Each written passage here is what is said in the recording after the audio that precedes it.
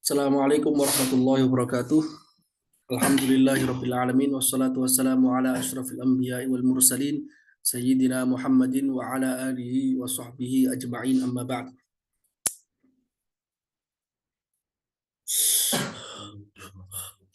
Alhamdulillah pada malam hari ini kita bisa melanjutkan kajian syarah Waraqat yang sempat tertunda cukup lama 2 minggu ya. Karena beberapa hal terutama karena saya terakhir itu kena motornya itu tiba-tiba mati tengah jalan, jadi nggak sempat waktunya. Kemudian saya sekarang masih belum kembali sepenuhnya, suara saya masih belum kembali, tapi bisa kita mulailah. Pada pertemuan sebelumnya kita telah menjelaskan tentang apa yang disebut sebagai marotibul idroka. Ada yang disebut sebagai al-yakin atau al-ilm, kemudian al-dhon, kemudian asyak, kemudian al-wahm, kemudian al-jahl. Dan saya jelaskan bahwasanya tidak semua dari marotibul idrokat, level tangkapan, level ilmu itu bisa atau pantas disebut sebagai tasdik kalau dalam ilmu mantik. Tidak semuanya yang masuk ke ilmu tasdik. Tasdik itu adalah al-yakin atau al-ilm, dzon, walaupun dzon tadi. Kemudian ada juga at-taklid. Taklid itu juga. Atau jahal murakkab juga sama. Jadi al-yakin, al-dzon, at-taklid, al-jahal murakkab. Itu adalah semua yang masuk definisi tasdik. Namun asyak, kemudian at-takhyil, al-waham, kemudian al-khoyal, itu dia tasawur saja, bukan masuk kategori tasdik kalau dalam ilmu mantik. Nah, fungsinya apa? Padahal itu ilmu mantik, kenapa dijelaskan di dalam ilmu usul fikih? Fungsinya apa? Karena gini, definisi tasdik itu adalah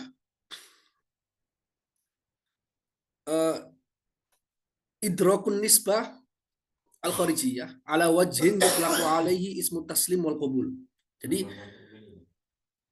mengetahui penisbatan bahwasanya maudhu itu mahmul itu menempel ke maudhu dengan cara di mana yutlaqu alaihi ismu taslim wal qabul, dengan cara di mana kita bisa menyebutnya seseorang ini yakin, meyakininya atau menerima kenyataannya, atau idroku bi anna nisbah waqi'atun au ghairu waqi'atin. Jadi mengetahui bahwasanya peristiwa ini, bahwasanya subutul mahmul lil maudhu, bahwasanya mahmul itu bisa nempel ke maudhu, itu mengetahuinya. Maaf. Kok ini kedengaran suaranya kan ya? Astagfirullah. Kok ada suaranya? Kok ada musik malah? Di mana ini musik? Bentar.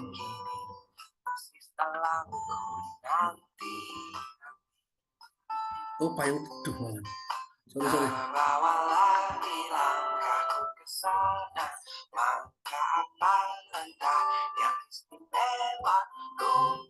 Nah, ini lagunya di mana ini? Bentar. Sing.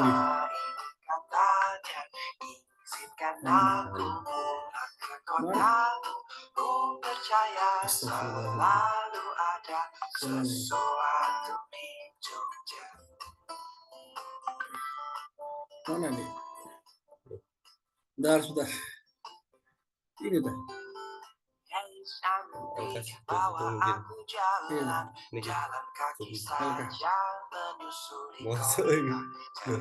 Enggak ada kok masih ada musiknya ini.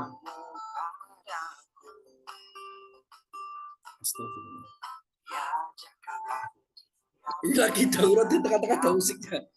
Saya bentar. Yang mana sih ini?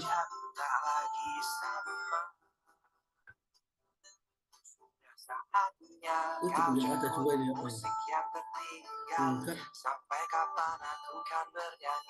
Oh itu ya. Oh iya, astagfirullah. Mana itu ya? Sorry, astagfirullah. Oke. Maaf. Saya ulangi dikit. Bahwasanya kenapa penting mengetahui bahwasanya marotibul idrok atau level-level tangkapan pengetahuan, level-level pengetahuan itu perlu diketahui mana yang masuk ke kategori tasdik di dalam ilmu mantik dan mana yang masuk kategori tasawur.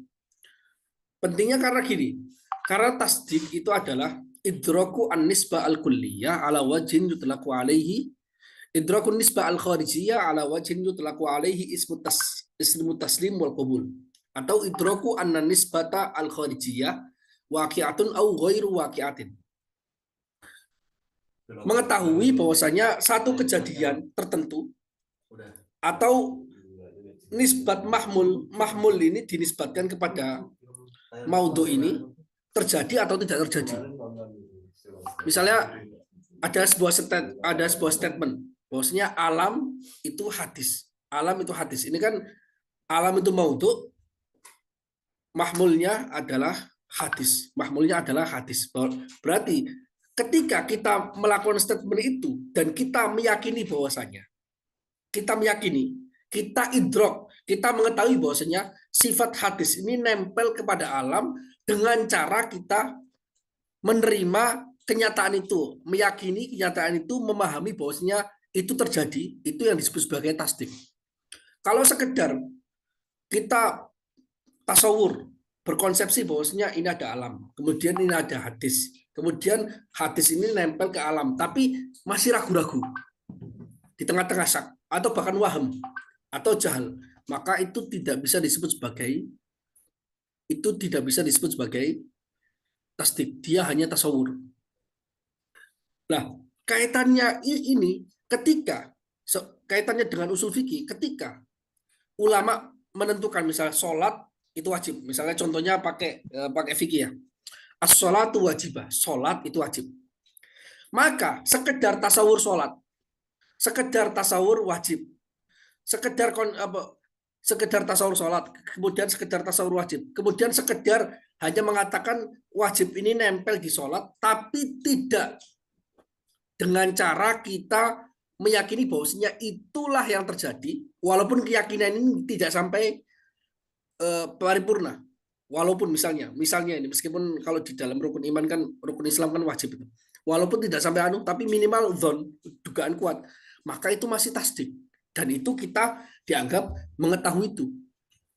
Kalau tidak, hanya ragu-ragu, maka dia masih tasawur, seperti kebanyakan orang-orang yang dalam permasalahan-masalah orang-orang awam, misalnya orang-orang awam tidak bisa disebut sebagai faqih kalau dia tidak tasdik terhadap hukum-hukum syariat tertentu yang ini hukumnya tertentu.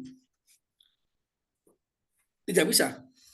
Misalnya sebut saja misalnya masalah-masalah khilafiyah, misalnya masalah khilafiyah di dalam fikih misalnya bahwasanya zakat terhadap perhiasan yang dipakai itu tidak wajib misalnya.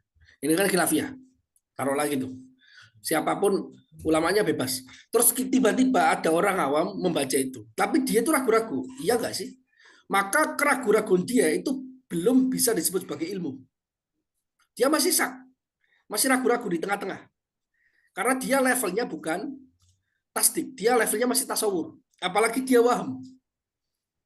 Yang 30% tadi. Apalagi jahal. Jadi minimal untuk disebut sebagai ilmu atau al-idrok yang itu tasdik, karena ilmu itu harus tasdik. Itu minimal 51%. Kalau kemungkinannya 50%, dia belum disebut sebagai tasdik. Makanya orang baca kitab fikih, tapi nggak semuanya bisa dianggap sebagai fakih.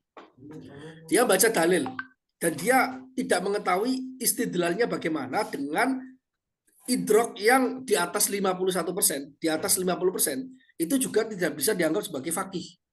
Seperti orang yang misalnya banyak perdebatan atau diskusi-diskusi di medsos yang sering kita lihat, misalnya sama-sama taklid misalnya dalam permasalahan khilafiyah, namun dia, oh ini ada dalilnya, bilangnya ada dalilnya.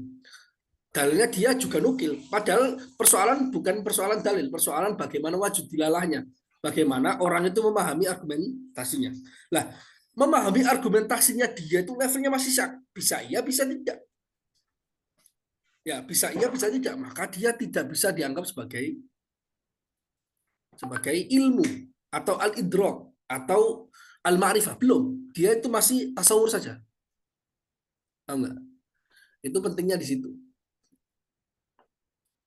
Jadi itu yang kemarin saya jelaskan, mungkin pembahasan yang terakhir ini belum saya jelaskan, tapi itu penting untuk diketahui. Jadi perlu dicatat ya, kalau yang mau nyatat, bahwasanya yang terkait dengan tasdik itu pertama al-ilm atau al-yakin, kemudian adzon dan ghalabatudz otomatis, kemudian juga at-taklid. Taklid juga masuk, karena dia itu ada, meskipun taklidnya salah, keyakinannya salah, itu juga masuk kategori tasdik. Kemudian al-jahl al-murakkab, dia meyakini sesuatu bahwasanya itu A tapi faktanya B, itu juga termasuk tasdik. Misalnya keyakinan para filsuf bahwasanya alam semesta ini qadim, itu juga termasuk ma'rifah. Lah, 4 ini berarti al-ilm, al-dzan, kemudian at-taklid, dan kemudian al-jahl al-murakkab, itu yang disebut sebagai tasdik. Kalau tasawur 3, syak, kemudian waham. Syak itu yang 50%, kemudian waham, kemudian al-jahl basit, tidak mengetahui sesuatu. Itu disebut sebagai tasawur. Masuk ke tasawur saja. Oke. Jadi karena ilmu itu terkait dengan tasdik. Terkait dengan tasdik. Jadi kalau sejak awal itu dia nggak tasdik, dia ragu-ragu, seperti orang-orang sofis misalnya, itu bukan ilmu. Kalau di dalam karena belum tasdik. Menurut para ulama itu belum ilmu karena belum tasdik. Karena al-ilmu huwa tasdik. Karena itu ketika mendefinisikan definisi ilmu, misalnya kemarin fikih adalah ma'rifatul ahkam asyariyah. Ma'rifah ay at-tasdik. Ma'rifah ay at-tasdik. Tasdik, meyakini. Walaupun keyakinannya tidak sampai 100%, hanya sekitar 51% ke atas. Ya, itu baru disebut sebagai orang itu mengetahui ilmu fikih, ma'rifatul ahkam asyariyah allati tariquha al-istihad. Mengetahui al-ma'rifah ay at-tasdiq bil ahkam asyariyah. Itu baru bisa dianggap sebagai ilmu. Oke, itu pentingnya yang perlu saya jelaskan sedikit kaitannya, karena saya ingin di dalam daurah saya ini bukan hanya ketika kita misalnya membahas fikih, itu nggak ada kaitannya dengan usul fikih, nggak ada kaitannya dengan mantik, nggak ada kaitannya dengan ilmu kalam misalnya. Saya nggak mau seperti itu. Saya maunya setiap ilmu itu integral. Makanya saya bikin, karena terutama yang integral itu terutama ilmu mantik, ilmu kalam, ilmu akliyat, itu semuanya merasuk ke dalam ilmu-ilmu yang ditulis oleh para ulama walaupun itu ilmu syariat. Makanya kadang kita kesulitan untuk membaca hasiah karena kita tidak memiliki basis pengetahuan tertentu yang dimana para ulama ketika menuliskan hasiah dan syarahnya itu menggunakan basis keilmuan seperti itu. Paham ya? Makanya kita kesulitan membaca hasiah misalnya karena seperti itu, tidak memiliki pengetahuan, terus tidak memiliki contoh bagaimana memasukkan ilmu ini ke dalam pembahasan ilmu yang lain di mana itu ada kaitannya. Itu karakter ilmu Islam ya. Karakter ilmu Islam selalu seperti itu, dan itu juga sebagai salah satu ciri karya-karya tulisan para ulama Al-Azhar yang menuliskan syarah dan hasiah, itu cirinya seperti itu. Oke, jadi pembahasan tentang marotibul idrok, tentang level-level pengetahuan sudah kita jelaskan.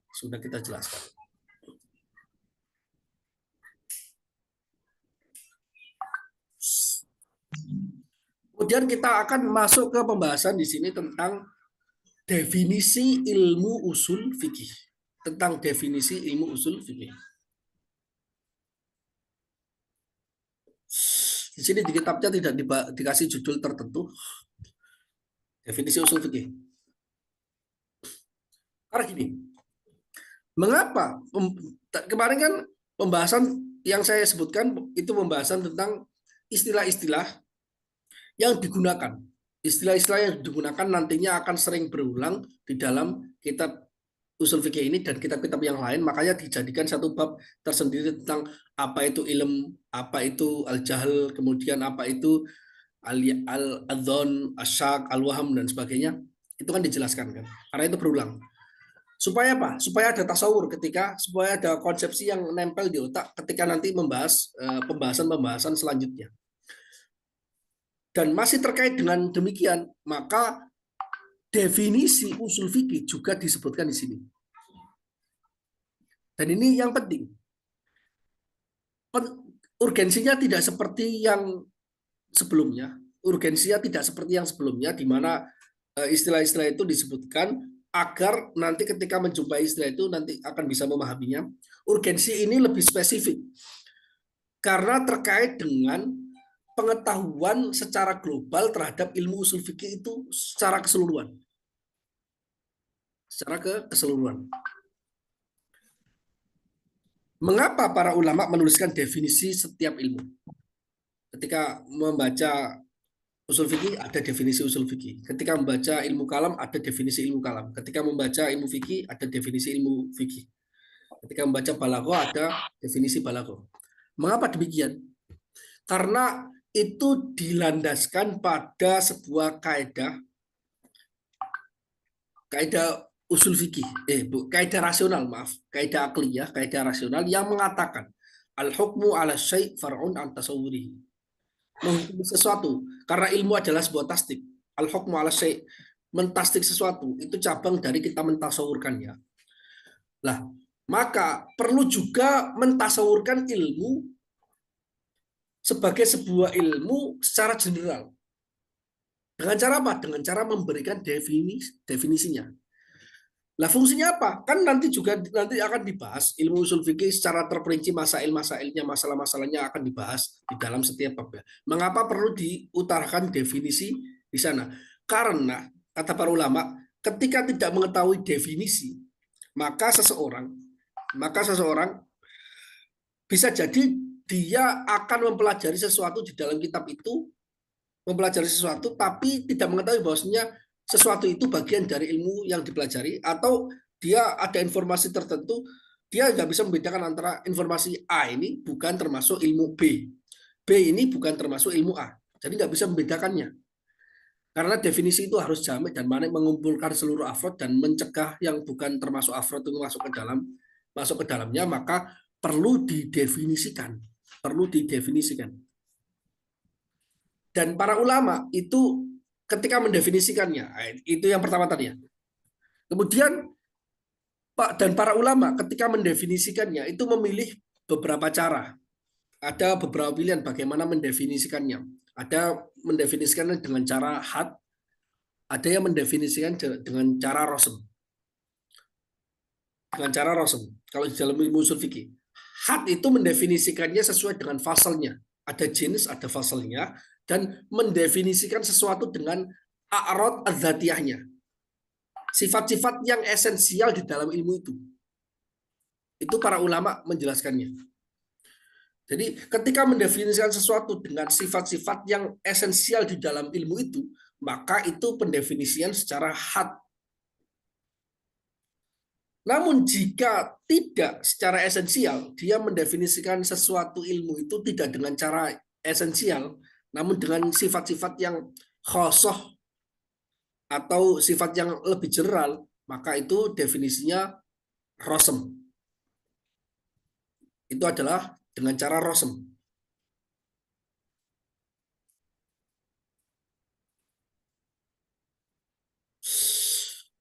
Biasanya orang lebih mudah mendefinisikan sesuatu dengan rosem, bukan dengan had, tapi dengan rosem. Misalnya ilmu usul ditanya seseorang bertanya kepada kita, ilmu usul fikih itu apa sih? Ilmu usul fikih itu ilmu tentang bagaimana cara kita mengambil hukum, mengambil kesimpulan dari Al-Quran dan Sunnah. Itu definisi, tapi menggunakan rosem. Karena at-ta'rif bil ghayah wal faidah wa thamroh itu termasuk definisi berrosem. Mendefinisikan sesuatu dengan tujuannya, dengan buahnya dengan faedah ilmu itu, maka itu termasuk rasem. Dan itu boleh juga. Namun yang dipilih oleh Imam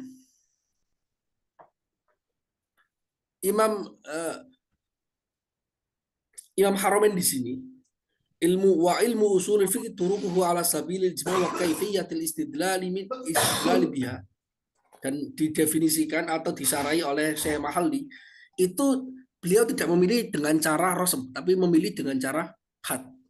Memilih dengan cara had. Berarti definisi ilmu usul fikih di sini adalah definisi had, dengan cara had, yaitu menjelaskan sifat-sifat esensi yang terjadi di dalam ilmu itu. Paham ya?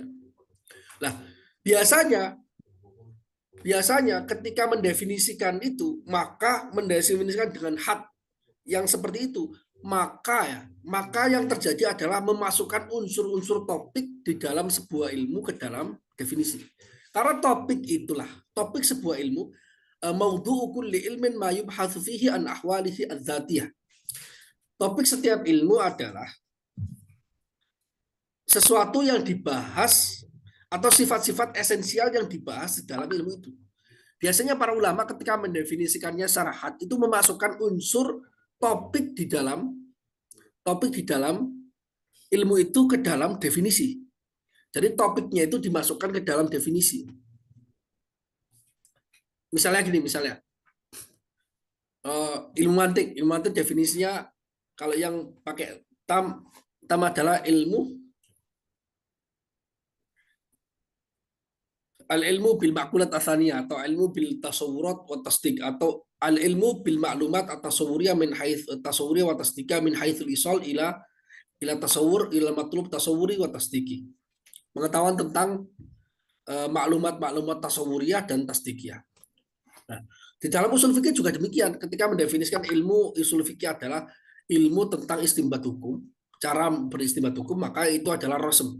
Namun ketika mendefinisikan ilmu usul fikih adalah turukuhu ala sabilil ijmal wa kaifiyatul istidlali biha, ada juga tambahan wahalun mustafid, itu topik di dalam ilmu usul fikih, usul fikih, dan itu pendefinisian secara had.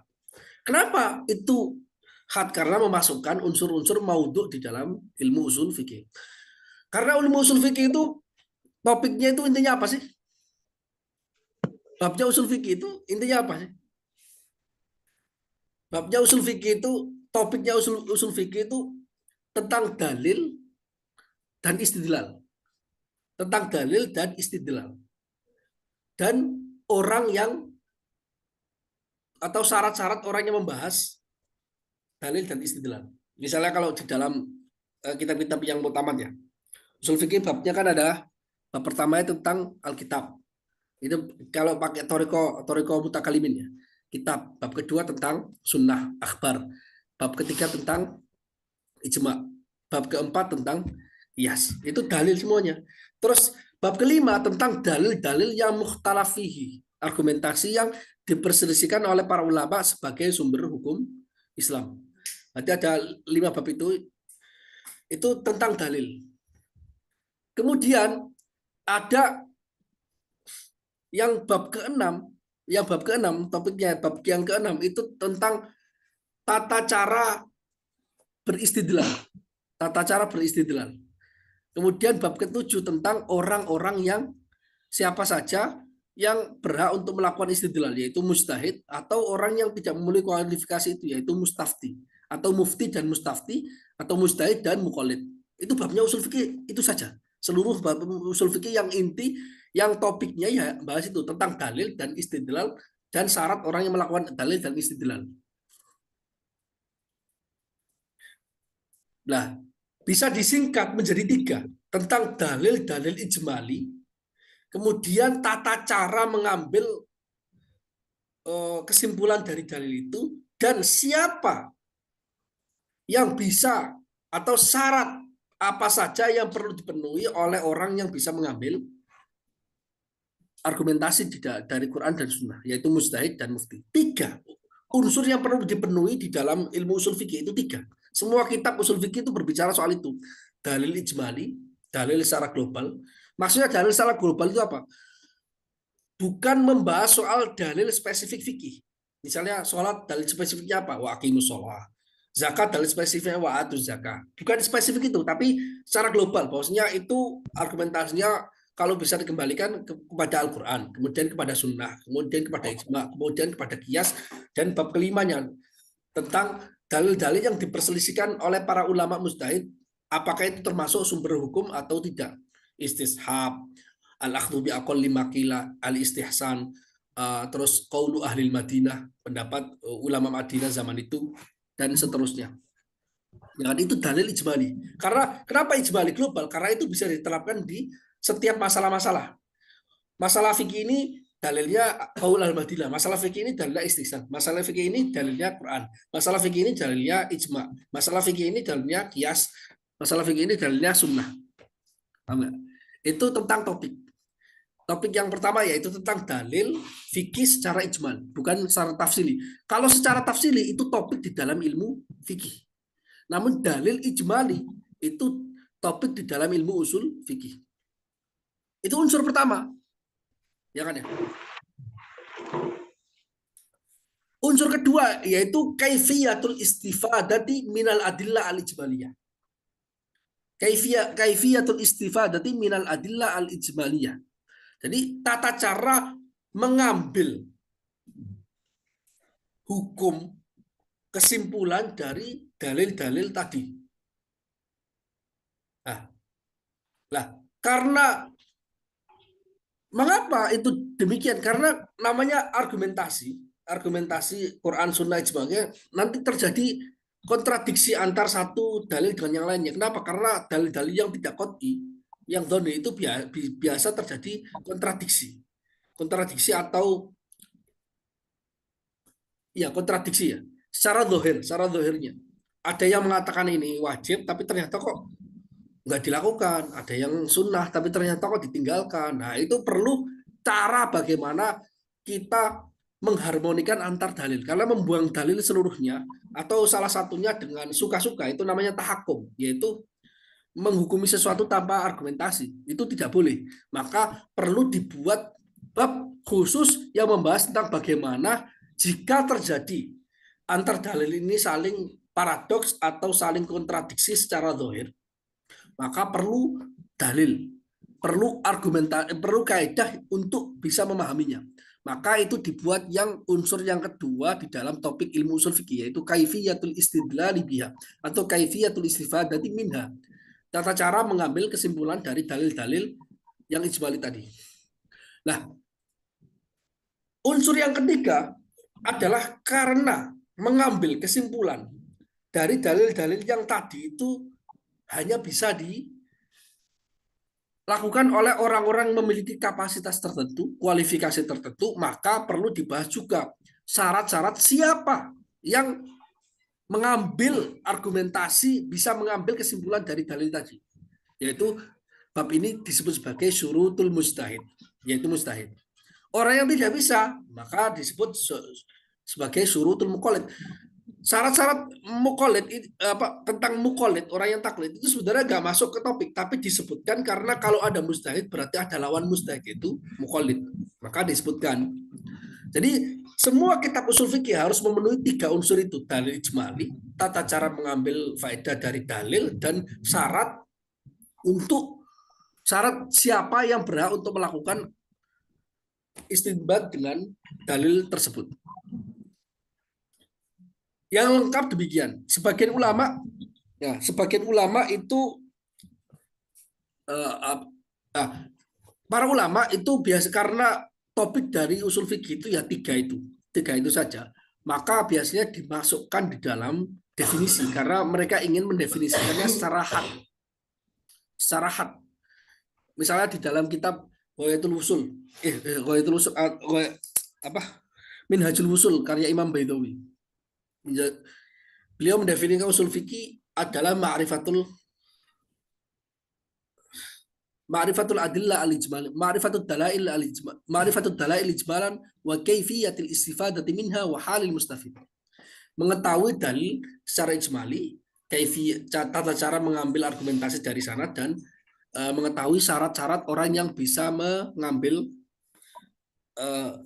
argumentasi atau kesimpulan dari hukum tadi. Ya, itu definisinya. Di sini beliau turukuhu ala sabili ijmal wa kaifiyatul istidlal biha. Ilmu usul fikih adalah tata cara. Turuk itu turukul dalil, turukul fikih. Turukul fikih yaitu maksud dalil. Turuk di sini maksudnya dalil. Dalil fikih ala sabili ijmal dengan secara global dan tata cara mengambilnya. Unsur yang kedua tidak dimasukkan. Sebagian ulama yang memasukkan secara lengkap itu 3 unsur harus dimasukkan semuanya. Ada yang minimal 2, yaitu yang dilakukan oleh Imam Haramain, yaitu karena surutul bahis atau surutul mustahid, syaratnya orang yang bisa mengambil kesimpulan hukum itu bisa otomatis dimasukkan secara pembahasan di dalam kaifiyatul istidlal biha. Otomatis setiap ada kaidah di dalam mengambil hukum, kan ada orang yang memiliki kepakaran yang bisa mengambil kaidah itu. Jadi tidak perlu dijadikan topik tersendiri pun tidak masalah. Namun di dalam kitabnya nanti akan disebutkan tetap tentang bab mustahid dan bab muqallid. Ya. Jadi karena itu tidak perlu dimasukkan unsur topik yang ini di dalam definisi. Seperti yang dipilih oleh Imam Haramain di sini, turuquhu ala sabil ijma wa kaifiyatul istidlal biha. Jadi beliau memasukkan 2 unsur. Yang paling unik dari semua ulama usul fikih yang pernah ada, yang itu adalah yang dipilih oleh Imam Tajuddin As-Subki dalam kitab Jam'ul Jawami. Dan itu banyak mendapat kritikan para ulama. Karena beliau mengatakan bahwasanya definisi usul fikih itu hanya turuquhu ala sabili ijmal saja. Satu unsur saja. Kaifiyatul istidlal nggak dimasukkan. Kemudian tentang halul mustafid, syarat mujtahid juga nggak dimasukkan. Itu mendapat banyak kritikan, dan itu juga karena itu di dalam mukhtasarnya Jam'ul Jawami, yaitu Lubul Usul, itu beliau tidak memilih apa yang dipilih oleh Tajuddin Subki. Beliau mentarjih bahwasanya ya definisi usul fikih ya harus masukkan minimal 2 unsur, dan itu beliau dikritik oleh para ulama banyak. Dan Imam Tajuddin Subki itu menjawab kritikannya, man'ul mawani, bikin tulisan karya yaitu man'ul mawani, untuk mengkritik balik para ulama yang mengkritiknya, meskipun kritikan baliknya Imam Tajuddin Subki ini tidak diterima para ulama dan dikritik balik lagi. Bagaimana kritikannya? Jawabannya itu nanti kita pembahasan di level kitab setelahnya, yaitu kitab Minhajul Usul. Itu terkait dengan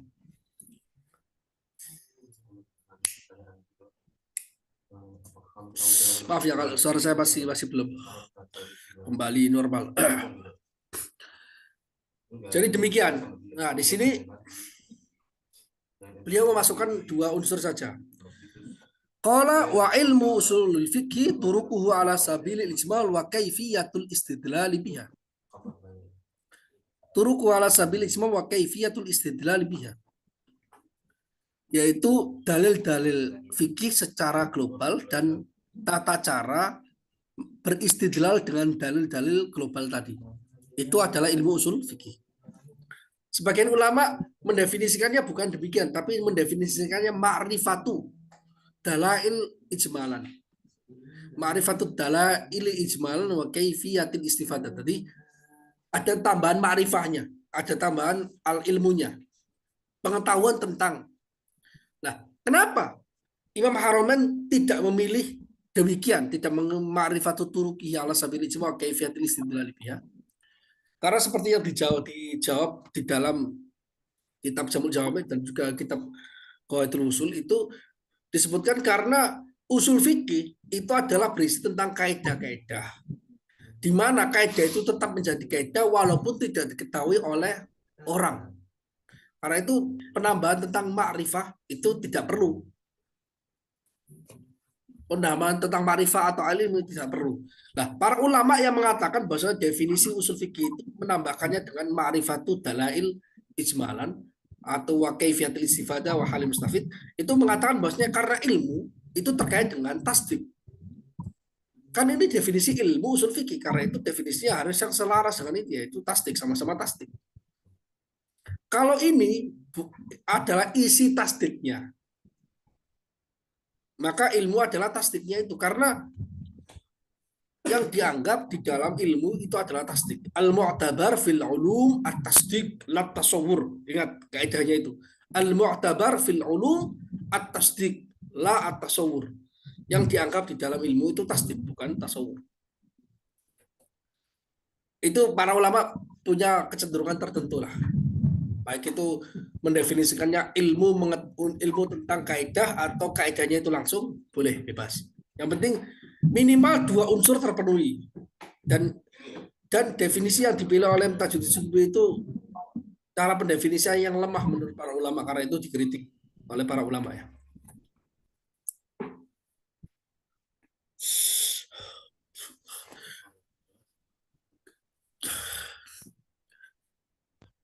Kemudian kita baca syaratnya, wa usulul fikih alladzi wudi'a hadhil waraq wudi'a fihi hadhil waraqatu turuquhu ay turuqul fikih ala sabilil ijmali kamutlaqil amri wan nahyi wa fi'lin nabi sallallahu alaihi wasallam wal ijma'i wal qiyasi wal istishabi min haitsu al bahthu an awwaliha bi annahu lil wujub wa tsani annahu lil hurmah wal baqi bi annaha hujajun wa ghairu dzalika mimma sayati ma'a ma yata'allaqu bihi.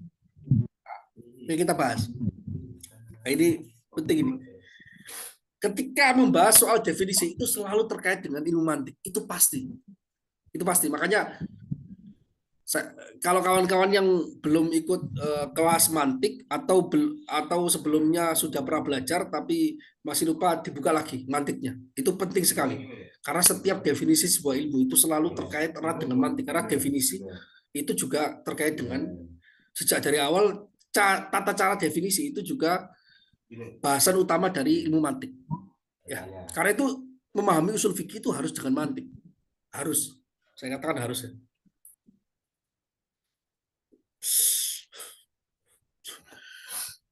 Imam Al-Bahali mengatakan wa usulul fikih alladzi, dan usul fikih yang artinya yang di sini wa usulul fikih ai artinya alladzi wudi'a fi hadzal waraqat, yang waraqat ini lembaran kitab ini, lembaran kitab ini atau nama kitab ini itu dibuat di dalamnya tentangnya. Jadi usul fikih di mana lembaran ini berisi tentangnya, Oke. Nah, kenapa Imam Mahali mengatakan alladzi wudi'a fihi hadzal waraqat? Alasannya apa? Alasannya beliau ingin mengatakan bahwa yang saya definisikan di sini itu bukan makna lughawi dari usul dan fikih, bukan. Tapi bukan murakab, tapi mufrad. Kan gini, nama dari ilmu usul fikih itu namanya murakab, Bang. Usul fikih. Namun ketika sudah dijadikan sebuah ilmu, itu dia menjadi isim alam atau tanda atau nama dari sebuah ilmu. Nah, kalau sudah menjadi nama, itu dia tidak lagi murakab, tapi dia mufrad. Nah, kemarin sebelumnya didefinisikan usul itu apa? Definisi usul itu apa? Kemudian fikih itu ma'rifatul ahkam asyariah allati thariqu al-istihad. Namun yang didefinisikan di sini bukan rangkaian yang dipisah-pisah tadi, bukan. Tapi sebuah ilmu yang bernama usul fikih adalah turukuhu ala sabilil ijma wa kaifiyatul istidlal biha. Paham ya? Makanya beliau mengatakannya alladzi wudi'a fi hadzal waraqat, yang lembaran-lembaran ini berisi tentang ilmu tersebut. Fihi fi usul fikih. Makanya di sini silahnya atau isim mausulnya itu alladzi, padahal usul kan jamak. Namun yang dianggap di sini adalah kemufrotannya. Namanya, kalau nama pasti mufrad. Misalnya ada nama seseorang itu namanya panjang banget. Pangeran Mangkubumi. Itu kan 3 kata. Tapi itu tetap jadi 1 orang. Usul fikih juga usul fikih. Usul fikih itu satu. Makanya dia menggunakan uh, isim mausulnya yaitu yang mufrad, yaitu alladzi. Dan usul fikih atau usul fikih yang berisi, yang warokot lembar-lembar ini berisi tentangnya adalah, nah ini khobarnya, turukuhu, ay turukul fikih ala sabilil ijmal.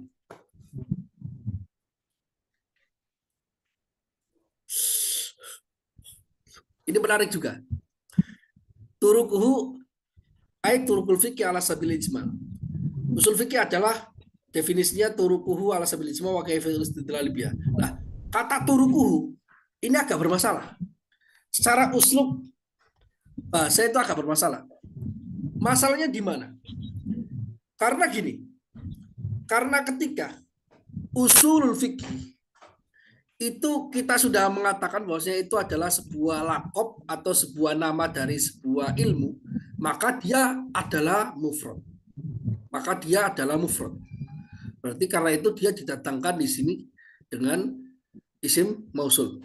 Nah, kemudian khobarnya adalah turukuhu. Usul fikih adalah jalan-jalannya. Nah, jalan-jalannya hunya itu secara zahir itu harusnya kembali ke usul fikih. Ke usul fikih secara keseluruhan. Karena itu yang zahir. Karena dia nggak bisa dipecah lagi. Nggak bisa dipecah usul dan fikih lagi.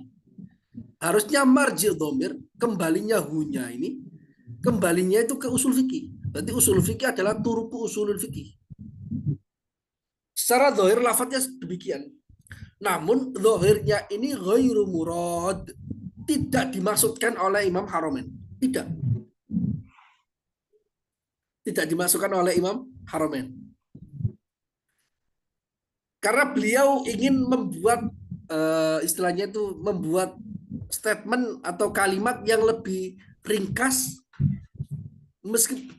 bisa dipahami meskipun dia tidak zahir, tidak zahir. Karena itu dipahami oleh Imam Mahalli di sini aiturukul fikih. Dikembalikan ke lafadz fikihnya doang. Padahal kan kita sebut awalnya ini usul fikih itu sudah mufrad saja. Kenapa tiba-tiba dipecah lagi? Ini usul dan fikih, kemudian turuknya turukul fikih. Nah, makanya itu karena yang dilakukan oleh Imam Haramain ini ghairu dzahir, agak menabrak kaidah, maka perlu ditakwil supaya tidak masih bisa dipahami, supaya bisa dipahami, yaitu turukul fikih. Karena itu sebagian ulama ketika mendefinisikan usul fikih itu tidak dijadikan domir. Jadi usul fikih ma'rifatud dalailil fikih. Itu aja. Ma'rifatud dalailil fikih ijmalan. Jadi fikihnya ditampilkan supaya tidak kembali ke lafaz sebelumnya. Karena kalau kembali ke lafaz sebelumnya, seolah-olah itu kembali kepada usul fikih. Karena ini sudah jadi mufrad, sudah jadi sebuah nama. Maka itu tidak pas.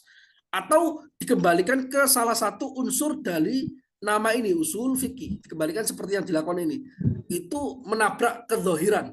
Menabrak yang zohir dalam kaidah bahasa Arab. Maka perlu ditakwil. Maka supaya ulama yang lain supaya tidak perlu banyak takwil, maka menggunakan langsung ma'rifatul dalail fikih langsung. Kalau ini maka perlu takwil, maka Imam Mahalli memberikan isyarat. Jadi Imam Mahalli ketika nulis sebuah syarah itu sedikit sekali tapi ada maknanya dalam. Makanya beliau mengatakan, maksudnya turukul fikih. Kenapa perlu dimaksudkan? Karena memang nggak zahir. Yang dilakukan oleh Imam Haramain di sini nggak zahir, nggak jelas. Mau nggak? Maka dijelaskan oleh ditakwil oleh beliau turukul fikih. Ingin mengatakan bahwa dhamirnya ini tidak kembali ke mufrad secara keseluruhan tapi ke salah satunya meskipun ini menabrak kaidah pakem. Turukul fikih. Itu isyarat dari Imam Mahalli.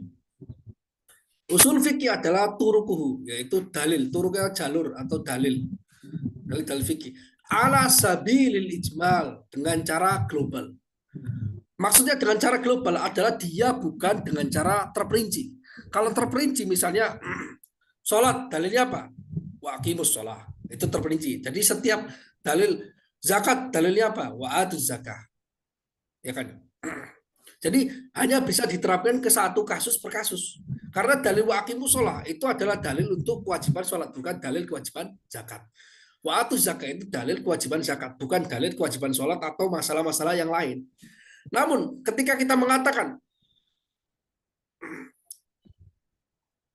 dalil fikih secara global, dalil fikih secara global adalah Al-Quran, maka masuk di sana semua pembahasan fikih yang argumentasinya adalah Al-Quran. Sholat, zakat, puasa, haji, itu masuk seluruhnya di dalam dalil. Dalil secara global. Karena usul fikih itu bukan membahas soal dalil-dalil secara terperinci, namun dia hanya membahas dalil-dalil secara global, maka perlu diberikan nas bahwasanya usul fikih adalah dalil-dalil fikih secara global.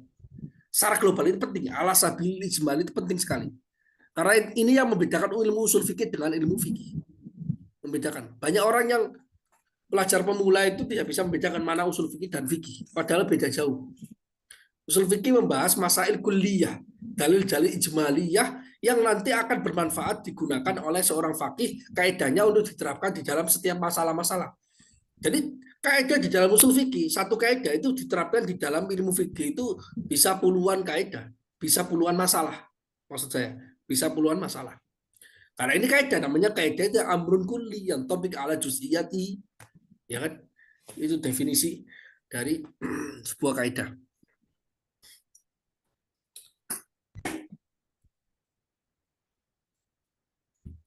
Keterangan saya ini moga-moga dipahami. Kalau nggak paham, nanti akan kawan-kawan pahami sendiri ketika belajar ilmu logika secara lebih mendalam. Pasti akan paham. Yang saya maksudkan demikian. Ada rahasianya di dalam kitab kitab Imam Mahali itu banyak sekali rahasianya yang perlu kita jelaskan meskipun nggak usah terlalu dalam. Ini nggak saya global-global saja.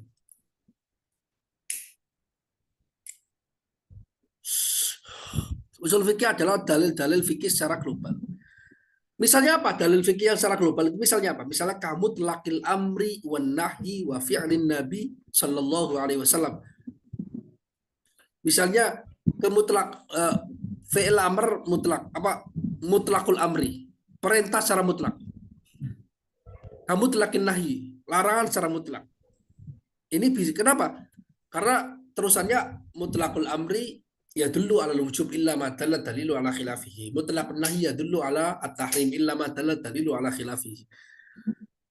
Perintah secara mutlak itu menunjukkan kewajiban kecuali ada dalil yang menunjukkan dialihkan maknanya dari wajib ke selain wajib yaitu sunnah atau mubah dan sebagainya.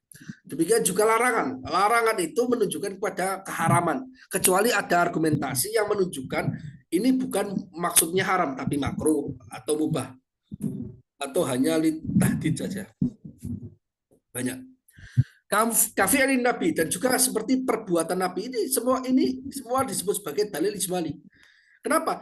Karena waqimus shalah itu bentuknya fi'il amr, ya kan ya. Kemudian wa'atuz zakat bentuknya fi'il amr juga kan. Nah, fi'il amr berarti pembahasan tentang dalalah fi'il amr, kandungan signifikansi, kandungan sinyal yang dikeluarkan oleh bentuk fi'il amr.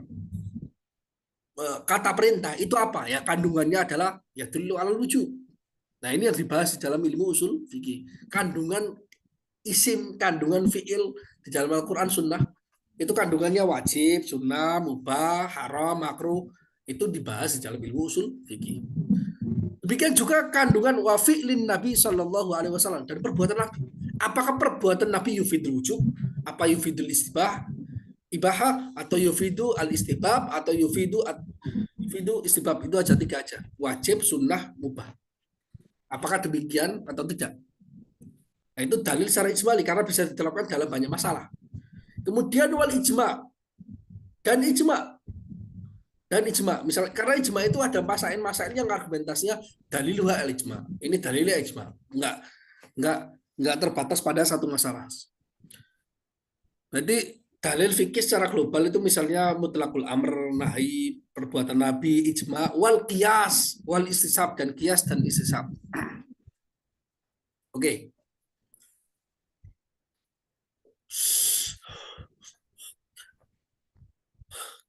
Lah, permasalahannya begini. Pembahasan tentang fi'il amr, pembahasan tentang fi'il nahi, pembahasan tentang perbuatan Nabi, pembahasan tentang ijma, tentang qiyas, itu nggak melulu menunjukkan, misalnya perintah itu nggak melulu hanya dibahas dalam ilmu ushul fikih, tapi juga dibahas di dalam ilmu shorof misalnya. Di dalam ilmu shorof kan disebutkan, oh ini bentuknya fi'il amr, oh ini bentuknya fi'il nahi. Ya kan ya? Nah terus bedanya apa usul fikih dengan ilmu shorof dong kalau begitu? Oh karena itu yang dibahas dalil ijmali, dalil fikih secara ijmali itu contohnya adalah mutlakul amri, tapi bukan mutlakul amri dari sisi sihotnya, dari sisi bentuknya. Ini menunjukkan ini perintah, enggak. Kalau itu pembahasan ilmu shorof. Seperti nahi, juga pembahasan ilmu shorof. Tapi min haitsu al-bahtsu an awaliyah.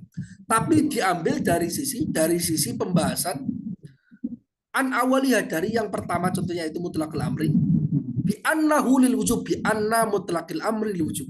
Bahwasanya mutlakul amri itu menunjukkan kewajiban. Ai mutlakul amri yadullu ala wujub illa ma dalla dalilu ala khilafihi. Mutlakun nahi yadullu ala at-tahrim illa ma dalla dalilu ala khilafihi. Ya kan? Jadi kata-kata min haitsu al-haifiyah muraat kata para ulama. Sudut pandangnya itu perlu diperhatikan karena nggak setiap mutlakul amri itu termasuk dalil fikih ijmali. Bisa jadi itu merupakan topik di dalam ilmu yang lain, yaitu ilmu nahu. Karena pembahasan apa sigot atau bentuk dari fi'il amr, fi'il nahi itu ada di dalam ilmu shorof, bukan di dalam ilmu usul fikih. Usul fikih tidak membahas soal sigotnya itu. Kalaupun dibahas itu ngambil pembahasan dari ilmu yang lain ditaruh di situ untuk menjelaskan lebih panjang lagi. Itu saja supaya lebih detail. Tapi itu bukan termasuk topik yang dibahas di dalam ilmu usul fikih. Karena itu perlu diberikan al-haithiyah, perlu diberikan sudut pandangnya. Jadi yang menjadi dalil fikih secara global itu adalah mutlaqul amri min haitsu al-bahtsu an awal, min haitsu al-bahtsu bi annahu lil wujub. Nahi itu adalah dalil fikih ijmali min haitsu al-bahtsu anhu bi annahu lit tahrim, bi annahu lil hurmah. Bahwasanya ini menunjukkan keharaman. Jadi bukan perintah atau larangan dari sisi sihotnya, tapi dari sisi kandungan yang ditunjukkannya, yaitu menunjukkan kewajiban atau menunjukkan keharaman. Min haitsu al-bahtsu an awwaliha bi annahu lil wujub wa tsani annahu lil hurmah. Dan yang kedua yaitu nahi, itu bahwasanya dia menunjukkan keharaman. Wal baqi, yang sisanya, wal baqi min haitsu al-bahtsu anil baqi, dari sisi pembahasan yang selainnya, selain amr dan nahi tadi, yaitu fi'lun nabi, ijma, qiyas, bi annaha hujajun wa ghairu dzalika. Bahwasanya fi'lun, perbuatan nabi, ijma dan qiyas, istishab itu adalah hujjah yang mu'tabar di dalam syariat. Hujjah yang bisa digunakan di dalam syariat. Lah, fi'il nabi kok nggak disamakan dengan yang yaitu mutlaqul amri nahi di sini? Kenapa? Karena di dalam usul fikih yang dibahas itu bukan fi'il nabi, perbuatan nabi dari sisi perbuatannya nabi. Misalnya dijelaskan nabi hari ini berbuat ini, nabi di Mekah berbuat ini, nabi di Madinah berbuat ini. Tidak, di dalam usul fikih tidak sedang membahas itu. Tapi yang di dalam usul fikih yang dibahas adalah perbuatan nabi itu adalah hujjah. Lah, perbuatan Nabi yang hujjah itu syarat-syaratnya apa saja? Dijelaskan. Kemudian ijma juga. Ijma bukan sekedar menceritakan bahwasanya ijma ini terjadi. Ijma itu terjadi. Ijma ini enggak terjadi. Bukan. Tapi yang dibahas bahwasanya ijma itu hujjah. Apa argumentasi bahwasanya ijma itu bisa digunakan sebagai dalil fikih? Demikian juga qiyas. Makanya wal baqi bi annaha hujjah, yaitu fi'il nabi, ijma dan qiyas, istishab, itu semuanya adalah hujjah. Jadi dengan usul fikih kita mengetahui bahwa perbuatan Nabi bisa dijadikan argumentasi dalam fikih. Bahwasanya ijma bisa digunakan argumentasi di dalam fikih. Bisa digunakan qiyas, bisa digunakan argumentasi dalam fikih. Istishab bisa digunakan argumentasi di dalam fikih. Jadi usul fikih itu menyediakan ilmu yang mana ilmunya ini nanti akan dimanfaatkan seorang ahli fikih. Tahu nggak? Maka itu ahli fikih nggak bisa tiba-tiba ngomong saya menggunakannya kias. Nah, kias itu hujahnya apa? Hujahnya pembahasan tentang hujiatul kias, tentang legalitas kias itu dijadikan argumen itu ada di dalam kitab usul fikih. Paham ya? Wa ghairu dzalika, dan selain hal tersebut mimma sayati, dari pembahasan yang akan datang. Ma'ama yata'allaqu bihi, bersama dengan hal-hal pembahasan-pembahasan yang terkait dengannya. Bikhilafi turukihi ala sabili tafsir. Beda halnya dengan turukul fikih, beda halnya dengan dalil-dalil fikih ala sabili tafsir secara terperinci. Misalnya apa? Nahwu aqimus shalah wala taqrabuz zina wa salatihi sallallahu alaihi wasallam fil Ka'bah kama akhrajahu Syaikhan wal ijma'i ala anna li bintil ibni asudus ma'a binti sulbi haitsu la mu'assiba lahuma baqiyasil burri al aruz fimtina'i bai ba'dihi ba'din illa masalan bimithlin illa mithlan bimithlin yadan biyadin kama rawahu Muslim wa sahabit taharati liman syakka fi baqaiha falaysat min usul fikih. Ini jelaskan. Nah, tadi kan pertama telah amr nahi fi'il nabi ijma qiyas hisab. Itu semuanya nanti diisyaratkan di sini. Beda halnya dengan beda halnya dengan dalil-dalil fikih tapi bukan secara global, tapi secara terperinci. Misalnya masalah terperinci, misalnya contoh lafadz wa aqimus shalah itu kan bentuknya fi'il amr, ya kan ya? Jadi fi'il amr itu sendiri secara khusus spesifik itu apa? Kemudian nahi misalnya wala taqrabuz zina. Ada ayat Al-Qur'an bentuk fi'il nahi taqrabuz zina. Ini kan dalil secara terperinci. Materinya isinya itu apa? Misalnya kalau fi'il Nabi misalnya contohnya yaitu Nabi sholat di dalam Ka'bah.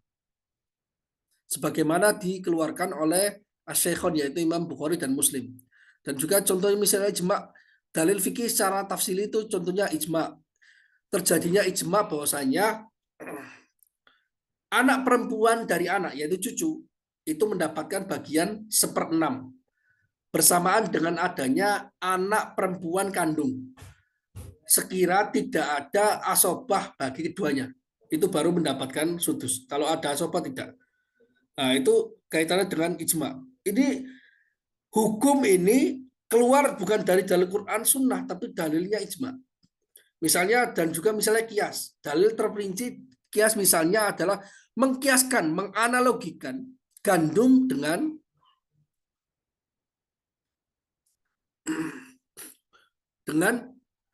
beras. Dalam hal apa? Dalam hal haramnya, tidak bolehnya dijual dengan sesamanya, kecuali satu ukuran. Ya dan biadin, dan langsung transaksi tunai. Ya dan biadin itu transaksi tunai. Nggak boleh. Nah, karena di dalam hadisnya, itu yang disebutkan, yang maslan bin itu hanya arus, yaitu beras. Tapi bur itu nggak masuk. Nggak disebutkan di dalam dalil hadisnya, tidak dimasukkan. Bur itu karena sama-sama makanan pokok menurut mazhab Syafi'i, maka itu dikiaskan dengan yang disebutkan di dalam dalilnya yaitu nasi. Jadi yang disebutkan di dalam ini adalah nasi ini. Oke ya. Kama rawahu Muslim, sebagaimana diriwayatkan oleh Imam Muslim. Ya. Nah, itu dalil terperinci, bukan pembahasan secara spesifik ini kiasnya gandum dikiaskan kepada beras, ini secara spesifik tidak terjadi. Itu bukan termasuk ilmu usul fikih, tapi itu adalah ilmu fikih. Nah, kenapa di dalam kitab-kitab usul fikih juga disebutkan itu untuk memberikan contoh saja. Tapi itu bukan topik utama di dalam ilmu usul fikih. Misalnya wastishabit taharo, dan mengistishab, memberikan hukum, menggolongkan hukum sama dalam hal kesucian. Liman syakka fi baqiyah, bagi orang yang ragu-ragu apakah toharohnya, status sucinya dia itu tetap atau tidak. Falaisat min usul fikih, maka itu seluruhnya mulai dari aqimus shalah wala taqrabuz zina sampai ini itu bukan termasuk dari topik usul fikih, bukan termasuk. Kalaupun disebutkan di dalam kitab usul fikih itu ala sabil tamtsil. Dia untuk memberikan contoh. Wa in dzukira ba'duha fi kutubihi tamthilan, meskipun disebutkan sebagian masalah-masalah terperinci di dalam kitab-kitab usul fikih untuk memberikan contoh. Litamtsil, untuk memberikan contoh. Berarti kalau kita tahu tentang definisi ini, cara memahami definisi ini, maka kita bisa tahu loh. Di dalam kitab usul fikih ini ada bagian yang sebenarnya bukan masuk usul fikih, tapi ini disebutkan alasannya karena contoh. Alasannya karena untuk litatimatul bahas, untuk melengkapi pembahasan. Atau alasan-alasan yang lainnya. Jadi kita bisa memilah-milah. Yang nggak bisa memilah ini berarti dia tidak paham mana yang masuk ke dalam ilmu usul fikih dan mana tidak. Dan dia tidak paham tentang teori topik dan teori definisi. Tidak mengetahui bahwasanya topik dari sebuah usul fikih itu apa saja. Karena topik al-maudhu itu fungsinya untuk membedakan satu ilmu dengan ilmu yang lain. Kaidahnya ma bihil imtiyaz ghairu ma bihil ittifaq. Titik yang sama itu beda dengan titik yang berbeda. Artinya topiknya itu ada sisi-sisi singgungnya dengan yang lain, tapi dari sudut pandang yang berbeda. Dari sudut pandang yang berbeda. Karena bima'rifatil mawdu'at tatamayazul ulum. Ingat, bima'rifatil mawdu'at tatamayazul ulum. Dengan mengetahui topik-topik ilmu itu, ilmu-ilmu bisa berbeda-beda. Ini masuk ilmu fikih, ini masuk ilmu usul fikih, ini masuk balaghah. Karena semuanya, misalnya gini, usul fikih membahas Quran. Apakah balaghah membahas Quran juga? Iya, bahas Quran juga. Apakah misalnya nahwu juga bahas Quran? Iya, bahas Quran karena lafaz-lafaz Quran yang dibahas. Apakah sorof juga? Iya, bahas juga. Yang dibahas itu lafaz-lafaznya. Kalau ini nahwu membahas i'rabnya.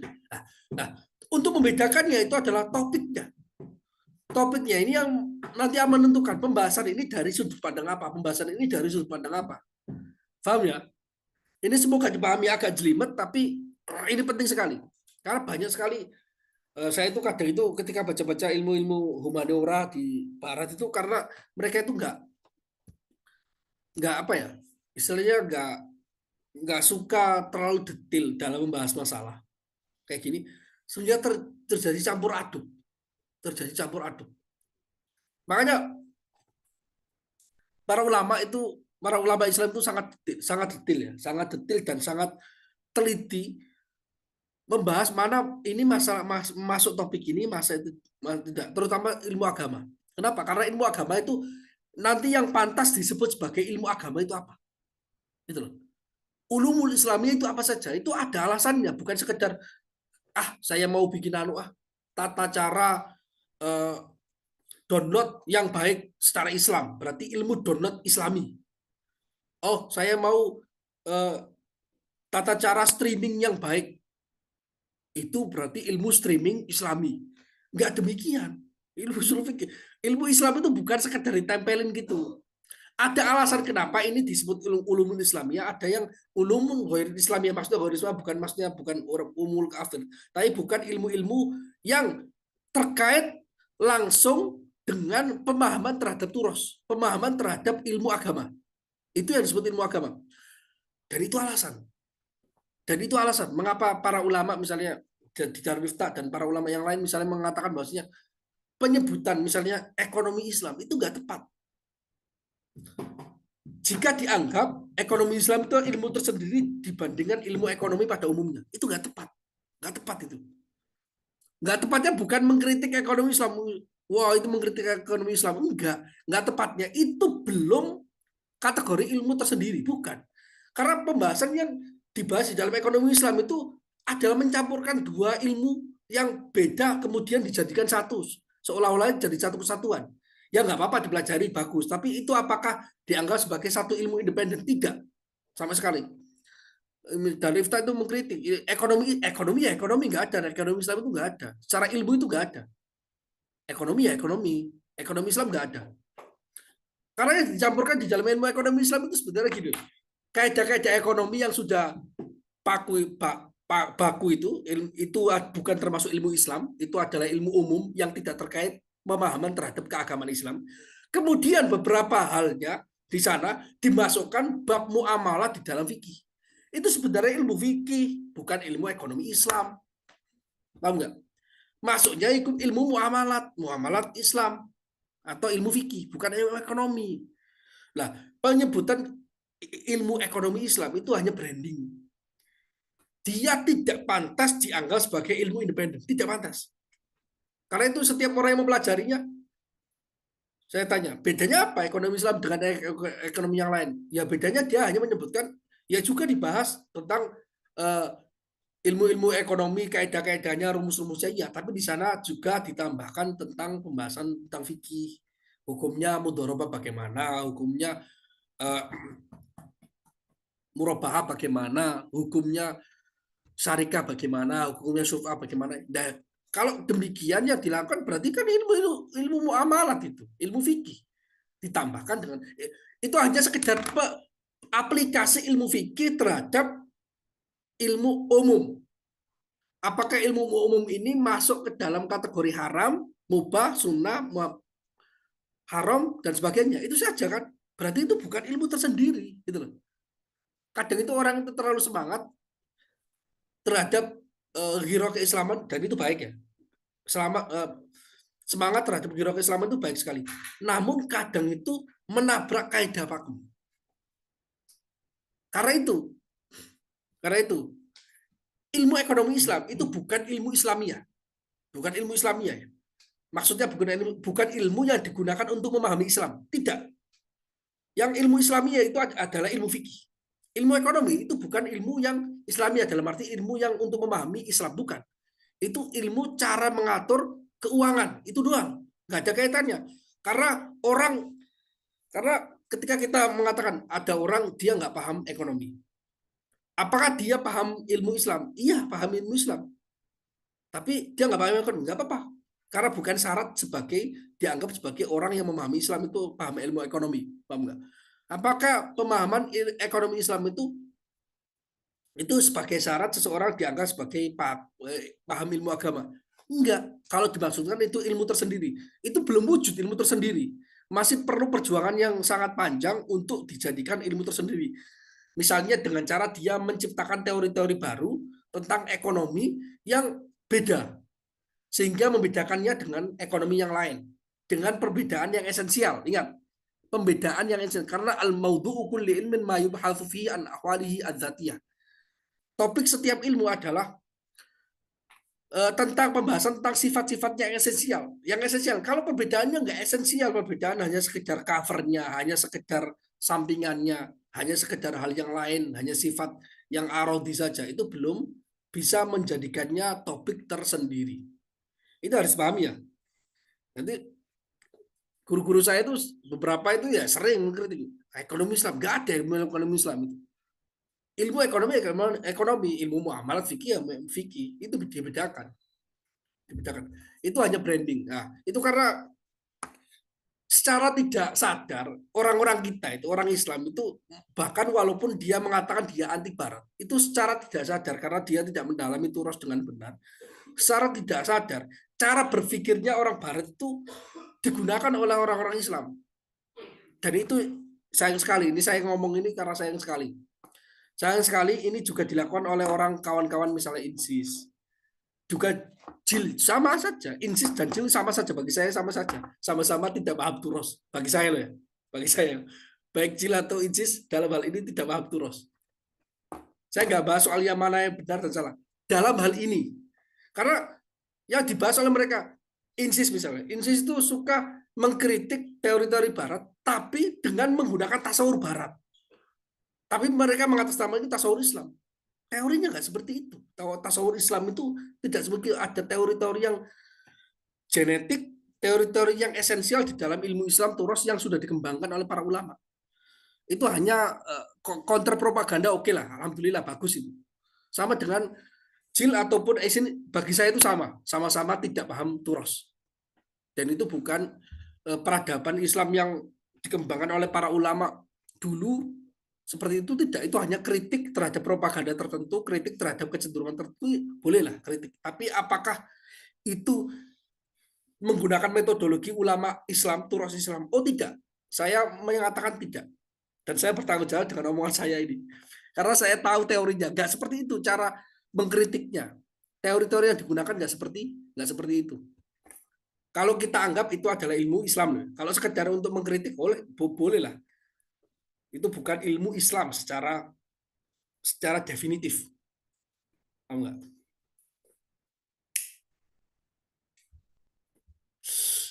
Nah, karena itu kita kembali lagi. Jadi mengetahui pembahasan mana yang usul fikih, mana yang tidak usul fikih, meskipun itu disebutkan di dalam kitab usul fikih, itu penting.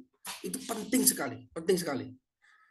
Banyak sekali kawan-kawan karena tidak mendalami tentang teori mantik sehingga tidak paham pembahasan yang dilakukan oleh para ulama, tidak paham mereka. Tidak paham karena tidak bisa mentasawurkannya dengan benar sehingga dicampur aduk setiap pembahasan yang ada di dalam usul fikih. Setiap kata kalimat yang ada dalam usul fikih berarti dia pembahasan usul fikih. Ada kalanya dia pembahasan usul fikih, ada kalanya dia hanya contoh aplikasi usul fikih. Ilmu dan aplikasi beda. Ilmu dan aplikasi itu beda. Beda banget. Dalam ilmu keilmuan Islam, ilmu dan aplikasi itu beda.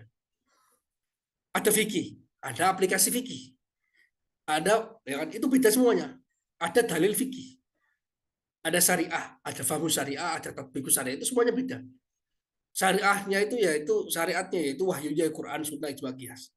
Pemahaman tentang syariah itu mazhab untuk memahami Al-Quran, Sunnah, Ijma. Tatbik syariah, bagaimana mengaplikasinya, itu beda lagi.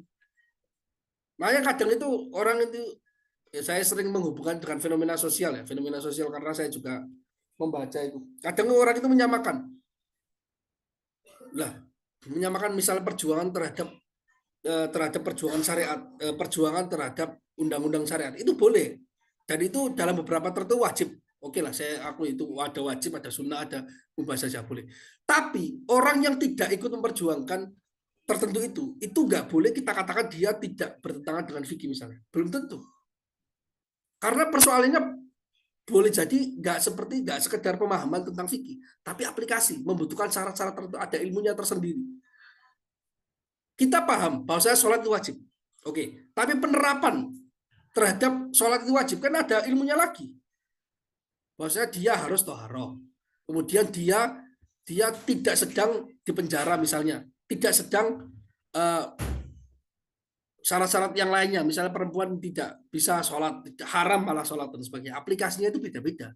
Jadi ilmu tentang kewajiban, ilmu tentang hal yang bisa diambil kesimpulan dari hukum itu adalah ilmu fikih. Kemudian ada ilmunya lagi tentang aplikasinya. Nahi mungkar wajib. Tapi ilmu tentang aplikasi nahi mungkar itu ada ilmunya tersendiri, beda. Jadi kita perlu untuk mendetilkan hal itu di dalam pembahasan ilmiah. Kalau kita ingin membahasnya secara ilmiah, kalau semuanya dijadikan propaganda seperti pembahasan orang-orang yang punya kecenderungan politik, ya silakan. Saya bukan bagian dari itu. Saya nggak suka mencampur adukan pembahasan ilmiah dengan pembahasan politis. Kalau sedang bahas politik, ya politik saya. Bahas politik.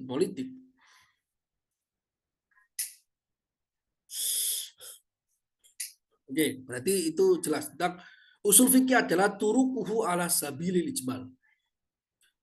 Kemudian bagian yang kedua, unsur kedua yang disebutkan oleh Imam Haramain di sini wa kaifiyatul istidlal biyah. Tata cara mengambil argumen dengan dalil fikih ijmali. Wa kaifiyatul istidlal biyah, dan tata cara beristidlal, berargumen dengan dalil fikih ijmali. Atau dalil fikih tafsiliyah di sini. Ai biturukil fikhi min haitsu tafsiriyah. Artinya tata cara berargumentasi dengan dalil-dalil fikih secara tafsil. Karena kaitannya dengan tata cara untuk mengharmonikan antar satu dalil dengan yang lain itu adalah dari sisi secara terperinci, bukan dari sisi global lagi. Inda ta'arudiyah, ketika terjadi paradok. Nah, kenapa muncul? Pertanyaannya, kenapa muncul unsur tentang pembahasan tata cara mengambil argumentasi dari dalil-dalil fikih. Munculnya karena indah ta'arud ya, karena dalil-dalil fikih yaitu Quran, Sunnah, ijma qiyas. Itu ada kalanya yang dhonni, ada yang qot'i. Kalau qot'i tidak mungkin terjadi kontradiksi antara satu dengan yang lainnya. Namun ketika itu dhonni dengan dhonni, maka terjadi kontradiksi. Bisa jadi terjadi kontradiksi secara zahir, Qot'i dengan qot'i mustahil terjadi kontradiksi. Qot'i dengan dhonni mustahil juga, karena nggak kuat. Dhonni melawan qot'i. Yang dimenangkan selalu yang qot'i. Namun dhonni dengan dhonni, ini tata caranya bagaimana kita mengharmonikannya. Sama-sama khobar ahad, sama-sama sahih. Nah, meskipun derajatnya agak sedikit berbeda, tapi bagaimana caranya? Sama-sama ada hadisnya, satunya nasikh, satunya mansukh. Itu bagaimana caranya? Itu yang diterangkan oleh para ulama di dalam bab tentang ta'arudul adillah. Ta'arud al-adillah, kontradiksinya argumentasi fikih, bagaimana mengharmonikannya. Itu secara zahir saja. Secara zahir. Kenapa saya bilang itu secara zahir? Kalau kontradiksi antara satu dalil dengan yang lainnya, itu secara hakikat, fi nafsil amr, itu nggak terjadi paradok. Lauka sesuai dengan laukana min indillah lawajadu fihi ikhtilafan katsira. Andai kata wahyu Al-Qur'an ini bukan dari Allah, maka akan terjadi ikhtilaf yang banyak. Terjadi paradok, terjadi kontradiksi. Itu dari sisi fi nafsil amr. Bagi orang yang paham cara mengharmonikannya. Tapi yang nggak paham itu akan mendapatkan kontradiksi. Saya ketika diskusi sama kawan Wahabi itu, saya mengatakan bahwasanya zahir Quran, bahkan sunnah itu terjadi paradok. Itu dikritik. Wah, berarti Quran itu terjadi paradok. Dia nggak paham istilah. Saya jelas dari awal zahir.